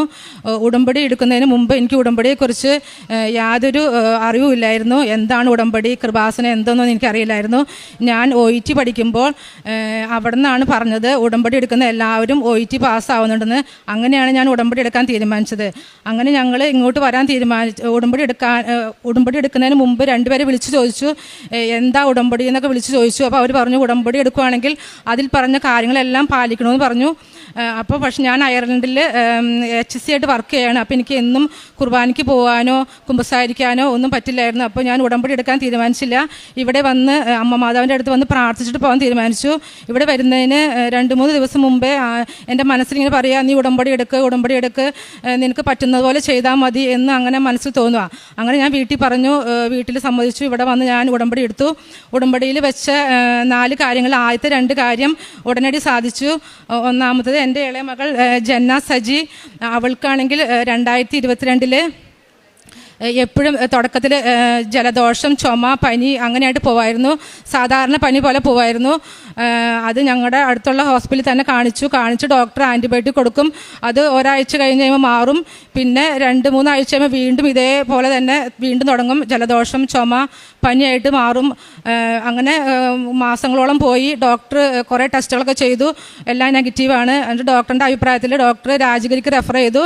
രാജഗിരിക്ക് ചെന്ന് ഡോക്ടർ ഇതുപോലെ കുറേ ടെസ്റ്റുകളൊക്കെ ചെയ്തു, എല്ലാം നെഗറ്റീവാണ്. പക്ഷേ പനി മാറുന്നില്ല, ജലദോഷം, പനി, ചുമയൊന്നും മാറുന്നില്ല. ഇത് കണ്ടിന്യൂസ് ആയിട്ട് വന്നുകൊണ്ടിരിക്കുകയായിരുന്നു. അങ്ങനെ ഞാൻ ഉടമ്പടി 2023 ഉടമ്പടി എടുത്ത ശേഷം ഇവൾക്ക് പിന്നെ അങ്ങനെ വന്നിട്ടേ ഇല്ല. രാജഗിരിക്ക് പോകേണ്ടി വന്നിട്ടില്ല. രാജഗിരിയിൽ ഹസ്ബൻഡ് കൊച്ചിനെ കാണിക്കാൻ ചെന്ന് കാണിച്ചു വരുമ്പോൾ അടുത്ത അപ്പോയിൻമെൻറ്റ് കൂടി എടുത്തിട്ടാണ് വരാറ്. കാരണം ഉടനടി 3 അല്ലെങ്കിൽ 1 മാസം 3 ആഴ്ച കഴിയുമ്പോഴേക്കും അടുത്ത ജലദോഷം, പനി, ചുമയായിട്ട് മാറും. അപ്പോൾ അങ്ങനെ വന്നുകൊണ്ടിരുന്നത്. ഉടമ്പടിക്ക് ശേഷം പിന്നെ അവൾക്ക് രാജഗിരിക്ക് പോകേണ്ടി വന്നിട്ടില്ല. സാധാരണ പിള്ളേർക്ക് വരുന്ന പോലെ ജലദോഷം, ചുമയേ വന്നിട്ടുള്ളൂ. പിന്നെ അടുത്തതായിട്ട് ഹസ്ബൻഡ് ഇങ്ങനെ അലർജിക് ചുമയുള്ളതാണ്. ചുമ വന്നു കഴിഞ്ഞാൽ പിന്നെ ആൻറ്റിബയോട്ടിക് വേണം. ആൻറ്റിബയോട്ടിക് എടുത്താലും ഒരാഴ്ച മേലെ കൂടുതൽ നിൽക്കുമായിരുന്നു. പക്ഷേ ഉറങ്ങാൻ പറ്റത്തില്ല, കിടന്നുറങ്ങാൻ പറ്റത്തില്ല.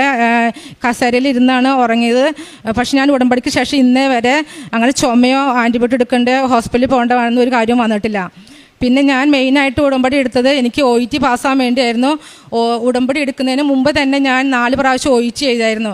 അപ്പോഴേ ഞാൻ വിചാരിച്ചു, എനിക്ക് ഒരു സ്കോറും നല്ല സ്കോർ ഉണ്ടായില്ല. അപ്പോൾ ഞാൻ വിചാരിച്ചത് എനിക്ക് ഇതൊന്നും പറ്റത്തില്ല എന്ന് ഞാൻ വിചാരിച്ചായിരുന്നു. അങ്ങനെ OET പഠനം നിർത്തിയായിരുന്നു. അപ്പോഴാണ് എനിക്ക് HSC ആയിട്ട് അയർലൻഡിൽ ഒരു ഓപ്പർച്യൂണിറ്റി കിട്ടി ഞാൻ പോയത്. അവിടെ ചെന്ന് വീണ്ടും ഞാൻ OET പഠിച്ചപ്പോൾ ഉടമ്പടിക്ക് ശേഷം 1 പ്രാവശ്യം എഴുതി, 2 പ്രാവശ്യം എഴുതി, 3 പ്രാവശ്യം എഴുതി, 4 പ്രാവശ്യം എഴുതി. ഓരോ പ്രാവശ്യം എഴുതുമ്പോഴും ഉടമ്പടി വസ്തുക്കളും എല്ലാം ഉപയോഗിച്ചാണ് ഞാൻ പോകുന്നത്. പക്ഷേ പഴയതുപോലെയല്ല, നല്ലൊരു പ്രസൻസ് ഫീൽ ചെയ്യായിരുന്നു. ഞാൻ ജയിക്കും, അമ്മ മാതാവിൻ്റെ പ്രസൻസ് ഫീൽ ചെയ്തു. അപ്പം ഞാൻ ഓരോ എക്സാം കഴിയുമ്പോൾ ഞാൻ ജയിക്കും എന്ന് വിചാരിച്ചു. പക്ഷേ ഈ 4 എക്സാം കഴിഞ്ഞപ്പോഴും എനിക്ക് ജയിച്ചു. പക്ഷേ 2 മാർക്കിന് 3 മാർക്കിന് കുറവുണ്ടായിരുന്നു. എന്നാലും എൻ്റെ പ്രതീക്ഷ വിട്ടില്ല. ഞാൻ അമ്മ മാതാവിനോട് പറഞ്ഞു, അമ്മ മാതാവേ, ഇവിടെ വന്ന് പ്രാർത്ഥിക്കുന്ന ആരെയും മാതാവ് കൈവിട്ടിട്ടില്ലല്ലോ, എന്നോട് മാത്രം എന്താ ഇങ്ങനെയൊക്കെ ഞാൻ എപ്പോഴും കരഞ്ഞ് പ്രാർത്ഥിക്കായിരുന്നു. പിന്നെ 4 പ്രാവശ്യം എഴുതി കഴിഞ്ഞ് 5-ാം പ്രാവശ്യം എഴുതുന്നതിന് മുമ്പ് എനിക്ക് ഭയങ്കര സങ്കടമായിരുന്നു. ഇതുവരെ എനിക്ക് OET കിട്ടിയിട്ടില്ല, ഞാൻ എന്താണ് എൻ്റെ പ്രശ്നം, എന്താണ് എൻ്റെ കുറവുകൾ എന്ന് വിചാരിച്ചു. അതിക്ക് മുമ്പ് ഞാൻ ഡ്യൂട്ടിയുടെ സമയത്ത് ഞാൻ 1 പ്രാവശ്യം വീണു. പിന്നെയും അടുപ്പിച്ച് 2-ാം വട്ടം വീണു. 2-ാം വട്ടം വീണപ്പോൾ ഞാൻ വിചാരിച്ചു, ഇതെന്താ ഇങ്ങനെ കൊച്ചു പിള്ളേർ വീഴുന്ന പോലെ ഞാൻ വീഴുന്നത്. പിന്നെ 3-ാം പ്രാവശ്യവും ഞാൻ ഇതുപോലെ നൈറ്റ് ഡ്യൂട്ടി ചെയ്യുമ്പോൾ കാല് മരവിച്ചിരിക്കുക, ഞാനത് അറിഞ്ഞില്ല. ഞാൻ നല്ല വീഴ്ച വീണത്, എൻ്റെ ഇടതുവശം ഇടിച്ചാണ് ഞാൻ വീണത്. അതൊരു 3 ദിവസം എനിക്ക് റെസ്റ്റ് എടുക്കേണ്ടി വന്നു. അപ്പോൾ ഞാൻ എന്നും ഓഫ് കിട്ടുമ്പോൾ ഞാനിരുന്ന് ജപമാല ചെല്ലും, അച്ഛൻ്റെ ധ്യാനം കേൾക്കും, സാക്ഷ്യങ്ങൾ കേൾക്കുമായിരുന്നു. അന്നേരം ഞാൻ മാതാവിനോട് ചോദിക്കും, മാതാവ് എനിക്ക് എന്താ OET കിട്ടാത്ത, എല്ലാവർക്കും കിട്ടുന്നുണ്ടല്ലോ, എനിക്കെന്താ കിട്ടാത്തതെന്ന് ഞാൻ ചോദിക്കും. അപ്പോൾ എൻ്റെ മനസ്സിൽ പറയുക, നീ നിൻ്റെ ഉടമ്പടി നിബന്ധനകൾ എടുത്ത് നോക്കുന്ന അങ്ങനെ മനസ്സിൽ തോന്നുക. അങ്ങനെ ഞാൻ നോക്കി കഴിഞ്ഞപ്പോഴാണ് എൻ്റെ 2 നിബന്ധനകൾ ഞാൻ പാലിക്കുന്നില്ലായിരുന്നു. അതായത് നമ്മൾ മറ്റുള്ളവരായിട്ട് കൂടുമ്പോൾ കുറ്റങ്ങൾ പറയുക, പിന്നെ ക്ഷമിക്കാൻ പറ്റായിക, അതൊന്നും ഞാൻ ചെയ്യുന്നില്ലായിരുന്നു.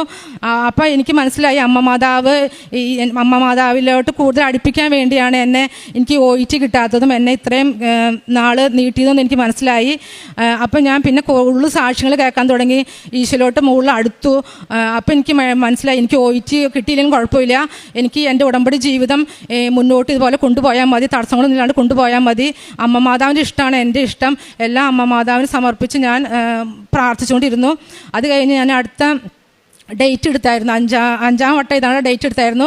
എന്നാലും എൻ്റെ മനസ്സിലൊരു പ്രതീക്ഷയുണ്ടായിരുന്നു, ഫാമിലി എല്ലാം നാട്ടിലാണ്, അവരെ കൊണ്ടുപോകണം, OET പാസ്സായാലെങ്കിൽ കൊണ്ടുപോകാൻ പറ്റത്തുള്ളൂ, എന്താ ചെയ്യുക, ഇതൊരു 5-ാം തവണ എഴുതാൻ പോയി കിട്ടിയില്ലല്ലോ എന്നൊക്കെ മനസ്സിൽ സങ്കടമുണ്ട്. പക്ഷേ എന്നാലും ഞാൻ എല്ലാം അമ്മ മാതാവിനെ വിട്ട് പ്രാർത്ഥിച്ചുകൊണ്ടിരുന്നു. അങ്ങനെ 5-ാം വട്ടം ഞാൻ OET എഴുതി റിസൾട്ട് വരുന്നതിന് 2-3 ദിവസം മുമ്പ് ഞാൻ സ്വപ്നം കണ്ടു, നിനക്ക് സെയിം സ്കോർ തന്നെ, നീ ജയിച്ചിട്ടില്ല, സെയിം സ്കോർ തന്നെ, പക്ഷേ നീ വേഗം അടുത്ത ഡേറ്റ് എടുക്കുക, നിനക്ക് കിട്ടുമെന്ന് പറഞ്ഞു.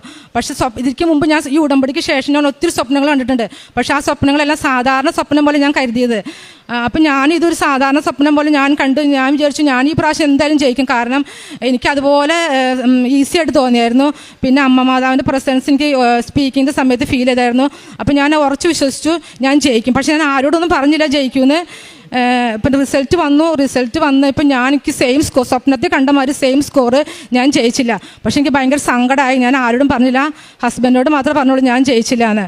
അത് കഴിഞ്ഞ് 2-3 ദിവസം കഴിഞ്ഞപ്പോൾ അമ്മച്ചി എന്നോട് ചോദിച്ചു, എടി OETയുടെ റിസൾട്ട് വന്നില്ലേന്ന് ചോദിച്ചു. അപ്പോൾ ഞാൻ പറഞ്ഞു, അമ്മച്ചി എനിക്ക് കിട്ടിയില്ല, സെയിം സ്കോർ തന്നെയെന്ന് പറഞ്ഞു. അപ്പോൾ അമ്മച്ചി പറഞ്ഞു, എടി സാരമില്ല, എടി ഞാനിങ്ങനെ ഒരു സ്വപ്നം കണ്ടു, നിനക്ക് കിട്ടില്ല OET, നിനക്ക് അടുത്ത പ്രാവശ്യം കിട്ടുമെന്ന്. അപ്പോൾ ഞാൻ അമ്മച്ചി പറഞ്ഞു, അമ്മച്ചി സെയിം സ്വപ്നമാണ് ഞാനും കണ്ടത് എന്ന് പറഞ്ഞു. പക്ഷേ എനിക്കപ്പോൾ സന്തോഷമായി. അപ്പോൾ എനിക്ക് എന്തായാലും മനസ്സിലായി, അമ്മ മാതാവ് അടുത്ത എക്സാമിന് കിട്ടുമെന്ന് എനിക്ക് മനസ്സിലായി.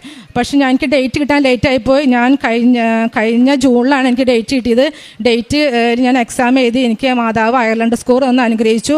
പിന്നെ അവിടുന്ന് എനിക്ക് ഭയങ്കര അനുഗ്രഹങ്ങളായിരുന്നു. ഞാൻ എൻ്റെ ഉടമ്പടിയിലുള്ള നിബന്ധനകളെല്ലാം കറക്റ്റായിട്ട് ചെയ്തുകൊണ്ട് പോയി, പ്രാർത്ഥനകൾ മുടക്കാറില്ല. എനിക്ക് ഓഫ് കിട്ടുമ്പോഴൊക്കെ ഞാൻ പള്ളിയിൽ പോകും, കുമ്പസാരിക്കാൻ അവസരം കിട്ടുമ്പോഴൊക്കെ ഞാൻ കുമ്പസാരിക്കും. സാക്ഷ്യങ്ങൾ കണ്ടിന്യൂസ് ആയിട്ട് സമയം കിട്ടുമ്പോഴൊക്കെ ഞാൻ കേട്ടുകൊണ്ടിരിക്കുകയായിരുന്നു. അങ്ങനെ എല്ലാം പോയി. ഞങ്ങൾക്ക് ഡേറ്റ് കിട്ടി അവിടെ അയർലൻഡിൽ. പിന്നെ നേഴ്സസ് രജിസ്ട്രേഷൻ കഴിഞ്ഞു. അത് കഴിഞ്ഞ് നമ്മൾ ഡേറ്റ് എടുക്കണം, ആപ്റ്റിറ്റ്യൂഡ് എക്സാമിന് ഡേറ്റ് എടുക്കണം. അപ്പം ഞാനിങ്ങനെ പ്രാർത്ഥിച്ചുകൊണ്ടിരിക്കുമ്പോൾ എൻ്റെ മനസ്സിൽ ഇങ്ങനെ വന്നു, ജനുവരി ജൂൺ എപ്പോഴും മനസ്സിൽ ഇങ്ങനെ പറഞ്ഞുകൊണ്ടിരിക്കുന്ന പോലെ എനിക്ക് തോന്നി. അപ്പം ഞാൻ ഇങ്ങനെ സ്വപ്നം കണ്ടപ്പം മുതൽ ഞാൻ എൻ്റെ പഴയ സ്വപ്നങ്ങൾ ഞാൻ ഓർക്കുമായിരുന്നു. കുറേ സ്വപ്നങ്ങൾ ഞാൻ ഇതുപോലെ കണ്ടായിരുന്നു. അപ്പം ഞാനിതെല്ലാം ഓർത്തു, അതെല്ലാം കറക്റ്റായിരുന്നു. പക്ഷേ ഞാനതൊന്നും കാര്യമാക്കി എടുത്തില്ല. അത് കഴിഞ്ഞ് ഈ പ്രാവശ്യം ജനുവരി ജൂൺ എന്താണ് എനിക്കറിയത്തില്ല. അപ്പം ഞാൻ എൻ്റെ ബുക്കിലെല്ലാം എല്ലാ സ്വപ്നങ്ങളും ഞാൻ ബുക്കിൽ എഴുതിയിടുമായിരുന്നു. വന്നു. അതുപോലെ ഞാൻ ജനുവരി ജൂൺ എഴുതിയിട്ടു. അപ്പോൾ ഞാൻ വിചാരിച്ചു ജനുവരിക്ക് മുമ്പ് ഡേറ്റ് എടുത്ത് എക്സാം എഴുതി എനിക്ക് ജനുവരി ആകുമ്പോഴേക്കും ഫാമിലി കൊണ്ടുവരാൻ പറ്റുമോ, അങ്ങനെയൊക്കെ ഞാൻ കുറേ എൻ്റെ മനസ്സിൽ കണക്കൂട്ടലൊക്കെ ഉണ്ടായിരുന്നു. പക്ഷെ അങ്ങനെയൊന്നും അല്ലായിരുന്നു.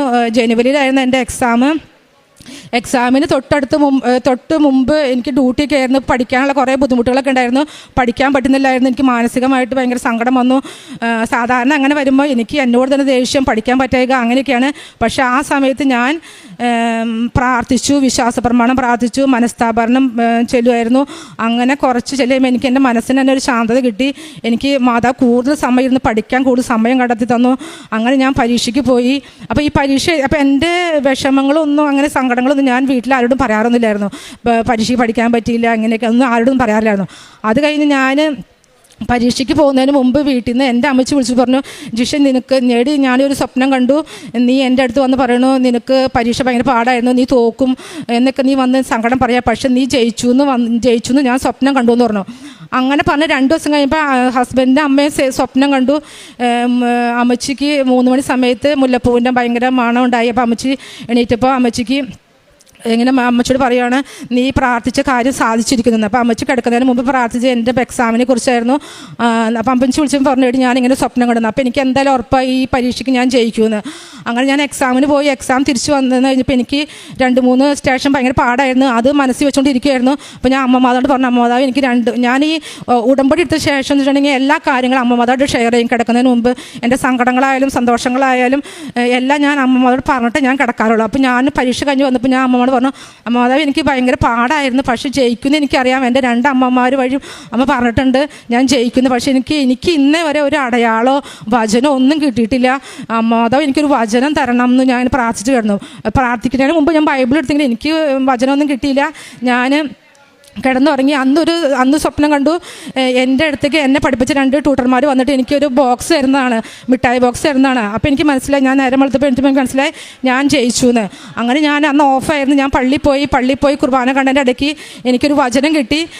ഇങ്ങനെയായിരുന്നു, സശക്തനായ ദൈവം നിന്നോട് വലിയ കരുണ കാണിച്ചിരിക്കുന്നു എന്ന് ഇങ്ങനെ മനസ്സിൽ പറഞ്ഞുകൊണ്ടിരിക്കുകയായിരുന്നു. അത് ഞാൻ കുർബാന കഴിഞ്ഞ് വന്ന് ഉടനെ തന്നെ ഞാൻ ബുക്കിൽ എഴുതിയിട്ടു. ദൈവം എനിക്ക് തന്നെ കിട്ടിയ വചനം, ആദ്യമായിട്ട് കിട്ടിയ വചനം ഞാൻ എഴുതിയിട്ടു. അങ്ങനെ ഞാൻ മുന്നോട്ട് പോയി. എനിക്ക് എൻ്റെ പരീക്ഷയെല്ലാം പാസ്സായി. ഞാൻ റിസൾട്ട് വന്നു, ഞാൻ ജയിച്ചു. അത് കഴിഞ്ഞിട്ട് ഇനി അടുത്ത ജോലിയാണ്. ജോലിക്ക് വേണ്ടി ഞാൻ മനസ്സിൽ കണ്ട സ്വപ്നം ജൂണാണ്. അപ്പോൾ ഞാൻ വിചാരിച്ചു അതിക്ക് മുമ്പ് ജോലി കിട്ടും, ജൂൺ ആകുമ്പോഴേക്കും ഫാമിലി കൊണ്ടുപോകാം അങ്ങനെയൊക്കെ ആയിരുന്നു. പക്ഷേ എനിക്ക് ജോലിയൊന്നും കിട്ടിയില്ല. അപ്പോൾ ഞാൻ എൻ്റെ റൂമിലെ ചേച്ചിയും ഞാനും സെയിം പോലെയായിരുന്നു. OET കാര്യങ്ങളും ജോലി സെർച്ചിങ്ങൊക്കെ സെയിം ആയിരുന്നു. അപ്പോൾ ചേച്ചിക്ക് വേറെ ഒരു നഴ്സിംഗ് ഹോമിൽ ജോലി കിട്ടി. അപ്പോൾ എനിക്ക് കിട്ടിയില്ല. അപ്പോൾ ഞാൻ വിചാരിച്ചു മാതാവ് എനിക്ക് ജോലി കിട്ടിയില്ലല്ലോ എന്ന്. അപ്പോൾ മാതാവ് എനിക്ക് വേറെ അടുത്തൊരു സ്വപ്നത്തിൽ കാണിച്ചു തന്നു. ഞാൻ ജോലി ചെയ്യുന്ന സ്ഥലത്ത് നഴ്സിംഗ് ഹോമിലെ യൂണിഫോമിൻ്റെ കളറ് ബ്ലൂ കളറാണ് കാണിച്ചു തന്നത്. പക്ഷേ അത് ഞാൻ സ്റ്റാർട്ട് ചെയ്യുന്ന സമയത്ത് യൂണിഫോമിൻ്റെ കളറായിരുന്നു ഒരു ഡാർക്ക് ബ്ലൂ കളറ്. പക്ഷേ അത് എനിക്ക് മനസ്സിലായില്ല. പിന്നെ ഒരു മെയിലായപ്പോഴാണ് ഞാൻ ചെയ്യുന്ന നഴ്സിംഗ് ഹോമിൽ തന്നെ എന്നെ ഇൻ്റർവ്യൂവിന് വിളിച്ചു. അവിടെ എനിക്ക് ജോബ് സെലക്ഷൻ കിട്ടി. അപ്പോഴാണ് എനിക്ക് മനസ്സിലായത് ഞാൻ അവിടെ സ്റ്റാർട്ട് ചെയ്തപ്പോൾ ചെയ്ത യൂണിഫോമിൻ്റെ സെയിം കളറാണ് അമ്മ മാതാവ് എന്നെ കാണിച്ചു തന്നേന്. അതുപോലെ എനിക്ക് ഒത്തിരി അടയാളങ്ങൾ അമ്മ മാതാവിനോട് പ്രാർത്ഥിക്കുമ്പോൾ എനിക്ക് കാണിച്ചു തരാറുണ്ട്. സ്വപ്നങ്ങളിലൂടെയും അല്ലെങ്കിൽ മറ്റുള്ളവരിലൂടെയും എനിക്ക് പറഞ്ഞു തരാറുണ്ട്. പിന്നെ ഞാൻ ജൂണിലാണ് ജോയിൻ ചെയ്തത്. ഇനി അടുത്ത വെക്കേഷനാണ് ഫാമിലി കൊണ്ടുപോകാൻ പ്ലാൻ ചെയ്തിരിക്കുന്നത്. എനിക്ക് തന്ന അനുഗ്രഹങ്ങൾക്ക് അമ്മ മാതാവിനും ഈശോയ്ക്കും കോടാനുകോടി നന്ദി പറയുന്നു. പിന്നെ അതുപോലെ തന്നെ എൻ്റെ പ്രേക്ഷിത പ്രവർത്തനങ്ങൾ എനിക്ക് കിട്ടുന്ന കൃപാസന പേപ്പർ ഞാൻ എല്ലായിടത്തും കൊടുക്കാറുണ്ട്. ബസ് സ്റ്റാൻഡിൽ, പ്രത്യേകിച്ച് ഹോസ്പിറ്റലുകളിൽ. പിന്നെ ഞാൻ ആദ്യം എനിക്ക് മടിയായിരുന്നു, ഞാൻ കവറുകളിൽ കിട്ടിട്ട് കൊണ്ടുപോയിരുന്നത് മോശം കടയായിട്ട്. അപ്പം പിന്നീട് ഞാനൊരു സ്വപ്നം കണ്ടായിരുന്നു. ബഹുമാനപ്പെട്ട ജോസഫ് അച്ഛൻ എൻ്റെ കൂടെ വന്ന് ഓരോ വീടുകളിൽ കയറി ഇറങ്ങി ഇങ്ങനെ പോകുന്നത്. അപ്പോൾ എനിക്ക് ആദ്യം എന്താണെന്ന് മനസ്സിലായില്ലായിരുന്നു. അപ്പോൾ എനിക്ക് പിന്നീട് അത് മനസ്സിലായത് നമ്മൾ ഇങ്ങനെ പുറത്തേക്ക് ഇറങ്ങി എല്ലാവർക്കും ചെയ്യണമെന്ന്. അങ്ങനെ ഞാൻ പത്രങ്ങൾ എല്ലാ വീടുകളിലും കൊണ്ടു കൊടുക്കായിരുന്നു. പിന്നെ സാക്ഷ്യങ്ങൾ ഷെയർ ചെയ്യും. അനുദിന പ്രാർത്ഥന ഡെയിലി ബ്രെഡ് കേൾക്കാറുണ്ട്. പിന്നെ അച്ഛൻ്റെ ധ്യാനം മുടങ്ങാതെ കേൾക്കാറുണ്ട്. പിന്നെ കാരുണ്യ പ്രവൃത്തികൾ, ഓൾഡ് ഏജ് ഹോം സന്ദർശിക്കാറുണ്ട്, ഓർഫനേജ് സന്ദർശിക്കാറുണ്ട്. പിന്നെ പൈസയ്ക്ക് ആർക്കെങ്കിലും ആവശ്യമായിട്ടുണ്ട് അങ്ങനെ സഹായിക്കാറുണ്ട്. അമ്മ മാതാവിനും ഈശോയ്ക്കും കോടാനുകോടി നന്ദി പറയുന്നു. നിയമാവർത്തനം 31:8 കർത്താവാണ് നിൻ്റെ മുൻപിൽ പോകുന്നത്. അവിടുന്ന് നിന്നോടുകൂടെ ഉണ്ടായിരിക്കും. അവിടുന്ന് നിന്നെ നിരാശനാക്കുകയോ പരിത്യജിക്കുകയോ ഇല്ല. ഭയപ്പെടുകയോ സംഭ്രമിക്കുകയോ വേണ്ട. ജിഷ എന്ന ഈ സഹോദരി തൻ്റെ കുടുംബത്തോടൊപ്പം ഉടമ്പടി ജീവിതാനുഭവങ്ങളെ അമ്മ മാതാവിൻ്റെ തിരുനടയിൽ സന്തോഷത്തോടെ സാക്ഷ്യപ്പെടുത്തുന്നു. സഹോദരി സൂചിപ്പിച്ചു, ഉടമ്പടി എടുത്തതിന് ശേഷം കുടുംബത്തിൽ ആദ്യം അമ്മ മാതാവിൻ്റെ സംരക്ഷണയിൽ ലഭിച്ചത് ഈശോയിൽ നിന്നുള്ള രോഗസൗഖ്യങ്ങളാണ്. കുടുംബത്തിൽ ജീവിത പങ്കാളിക്ക്, മക്കൾക്ക്, അവർക്ക് വർഷങ്ങളായി ഉണ്ടായിരുന്ന ഓരോ രോഗക്ലേശങ്ങൾക്കും അമ്മ മാതാവിൻ്റെ നേർച്ചവസ്തുക്കൾ ഉപയോഗിക്കുന്നതിലൂടെ സൗഖ്യവും സമാശ്വാസവും ആരോഗ്യവും ലഭിച്ചതിനെയാണ് മകൾ ആദ്യം സാക്ഷ്യപ്പെടുത്തിയത്. ഉടമ്പടി എടുത്തതിൻ്റെ പ്രധാന നിയോഗം അത് OET പരീക്ഷ വിജയിക്കുന്നതിനും അത് വിദേശത്ത് ജോലി ലഭിക്കുന്നതിനും വേണ്ടിയായിരുന്നു. മകൾ പറയുന്നുണ്ട്, 9 തവണയോളം OET എഴുതിയ വ്യക്തിയാണ്. ഉടമ്പടി എടുത്തതിന് ശേഷം പലതവണ OET എഴുതിയിട്ടുണ്ട്. പക്ഷേ ഉടമ്പടി എടുത്ത് നേർച്ചവസ്തുക്കളൊക്കെ ഉപയോഗിച്ചെങ്കിലും OET പരീക്ഷ എഴുതി വിജയിക്കുന്നില്ല എന്നത് മകളിവിടെ സാക്ഷ്യത്തിൽ എടുത്തു പറയുന്നത് നമ്മൾ കണ്ടതാണ്. എന്താണതിൻ്റെ വിഷയം? നമ്മൾ ചിലപ്പോഴെങ്കിലും കരുതും, ഉടമ്പടി എടുക്കുക, നേർച്ചവസ്തു പ്രാർത്ഥന ചൊല്ലുക, നേർച്ചവസ്തുക്കളൊക്കെ ഉടമ്പടി തൈലമാവട്ടെ, ഉടമ്പടി ഉപ്പാവട്ടെ, അവ ഉപയോഗിച്ച് പ്രാർത്ഥിച്ചാൽ ഉടനെ നമുക്ക് അത് എന്താണോ പ്രാർത്ഥിക്കുന്ന നിയോഗം അത് അനുഗ്രഹമാകുമെന്ന് നമ്മൾ പലപ്പോഴും കരുതാറുണ്ട്. അങ്ങനെ ഒരു മാജിക്കൽ പവറായിട്ട് ഇതിനെ കാണേണ്ടതില്ല. അങ്ങനെ ഒരു സംഭവമില്ല. മറിച്ച് ഇത് ദൈവത്തോടുള്ള വിശ്വസ്തതയ്ക്ക് ദൈവം തരുന്ന അനുഗ്രഹമാണ് ഓരോ ഉടമ്പടിയിൽ ലഭിക്കുന്ന ഫലവുമെന്ന് പറയുന്നത്. മകൾ സ്വയം ചോദിക്കുന്നുണ്ട്, എന്താണ് ഉടമ്പടി പ്രകാരം ഇപ്പോഴുള്ള വിഷയം എന്താണ്? എന്തുകൊണ്ട് എൻ്റെ ഉടമ്പടി നേർച്ചവസ്തുക്കൾ ഉപയോഗിച്ചിട്ടും എനിക്കത് അനുഗ്രഹത്തിന് കാരണമാവുന്നില്ല? മകൾ തിരിച്ചറിയുന്നുണ്ട്, ക്ഷമിക്കുവാനേറെയുണ്ട്. ഉടമ്പടി പ്രകാരം ജീവിതം ഇനിയും നവീകരിക്കുവാനുണ്ട്. പ്രേക്ഷിത പ്രവർത്തനം, കൃപാസനം പത്രം മറ്റുള്ളവർക്ക് കൊടുക്കുന്ന കാര്യത്തിൽ എനിക്കേറെ മാനസികമായ ബുദ്ധിമുട്ടും മടിയുമുണ്ട്. അപ്പോൾ ഉടമ്പടി തന്നെ ജീവിതം വൃത്തിയായി മുന്നോട്ട് പോകുന്നില്ല എങ്കിൽ ആ ഉടമ്പടി പ്രകാരം നാം ആഗ്രഹിക്കുന്ന അനുഗ്രഹങ്ങൾ അത് ലഭിക്കുന്നതിന് തടസ്സമോ താമസമോ ഉണ്ടാവുകയും ചെയ്യും.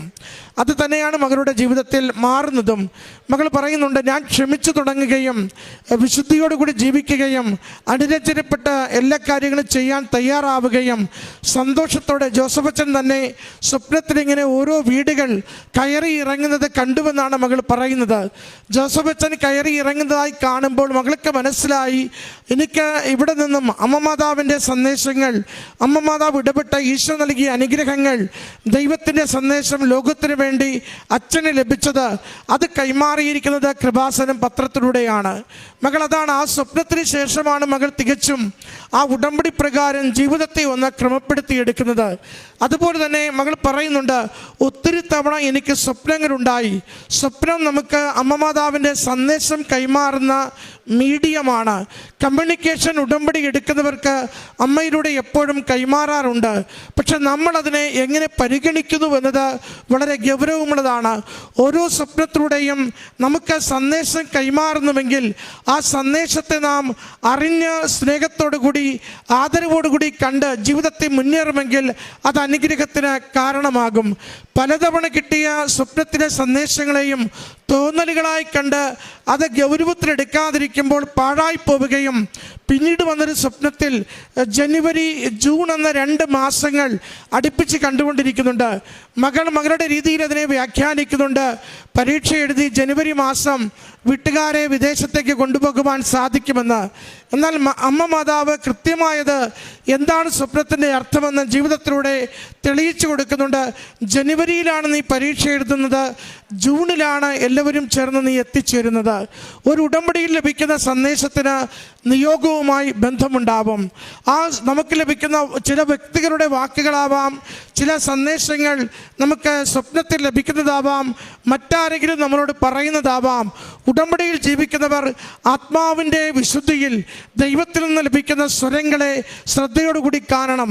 ചില സാന്നിധ്യാനുഭവങ്ങൾ, പ്രസൻസ് നമ്മുടെ ജീവിതത്തിൽ നമ്മൾ ചിലപ്പോൾ കാണാറുണ്ട്. മഴവില്ലായിട്ട്, സുഗന്ധാഭിഷേകമായിട്ട് അമ്മയുടെ സാന്നിധ്യത്തെ നമുക്ക് അറിയുവാൻ പറ്റും. കാരണം നമ്മുടെ നിയോഗം അമ്മയുടെ കൺവെട്ടത്തുണ്ട്. നമ്മുടെ ജീവിതത്തിൻ്റെ വിഷയങ്ങൾ അമ്മ കാണുന്നു, പരിഹാരമുണ്ടാകുമെന്ന് നമുക്ക് നൽകുന്ന അറിയിപ്പാണത്.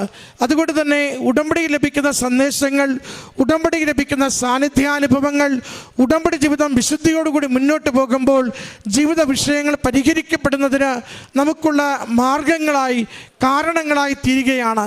ഈ കുടുംബം പറയുന്നുണ്ട്, ഞാൻ എൻ്റെ ജീവിതത്തെ പുനഃക്രമീകരിക്കുകയും പ്രേക്ഷിത പ്രവർത്തനത്തെ വിശുദ്ധിയോടുകൂടി തീഷ്ണതരമാക്കുകയും ദൈവസ്വരം കേൾക്കുമ്പോൾ അതിൽ ദൈവകൃപ അടങ്ങിയിരിക്കുന്നുവെന്ന് തിരിച്ചറിയുവാൻ പറ്റുന്നതും എൻ്റെ ജീവിതത്തെ ദൈവാത്മാവിന് വിട്ടുകൊടുക്കുകയും ചെയ്യുമ്പോൾ എനിക്കൊന്നിനു പുറകെ ഒന്നായി അനുഗ്രഹങ്ങൾ എനിക്ക് ലഭ്യമായി. എൻ്റെ പരീക്ഷ വിജയിക്കുവാനായി ജോലിക്കുള്ള അവസരം എനിക്ക് അമ്മ മാതാവ് ഒരുക്കി തന്നു. ഇന്ന് നന്ദിയോടെ സന്തോഷത്തോടെ അമ്മയുടെ ഈ അൾത്താരയിൽ ഞാൻ നിൽക്കുകയാണെന്ന്.